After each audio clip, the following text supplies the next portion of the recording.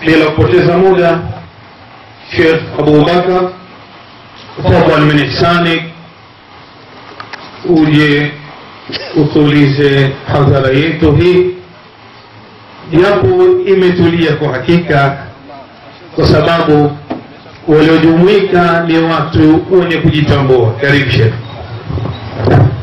Assalamu alaykum wa rahmatullahi wa barakatuh. Alhamdulillah bi ni'matihi tatimu salihan. Thumma salatu wassalamu ala rasulillah sallallahu alayhi wasallam. Bila kupoteza muda, hakika kabla ya kulia, tunamuomba Allah subhanahu wa ta'ala atujalie utulivu huu uendelee mpaka mwisho wa siku.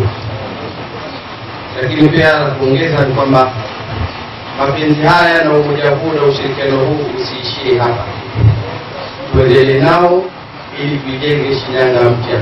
Assalamu alaykum wa rahmatullahi wa barakatuh. Takbir.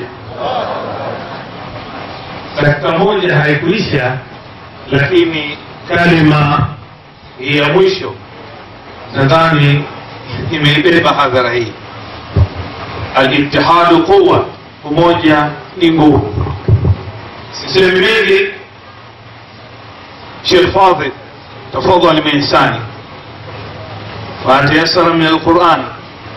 Wakati anakuja Sheikh wetu, ustadhi wetu kwa ajili ya kusoma Qur'ani, tunakumbusha usikivu na utulivu, kwa sababu tumeambiwa inaposoma Qur'ani tusikilize, tukae kimya, kwa sababu bila hivyo hatuwezi kupata rehema.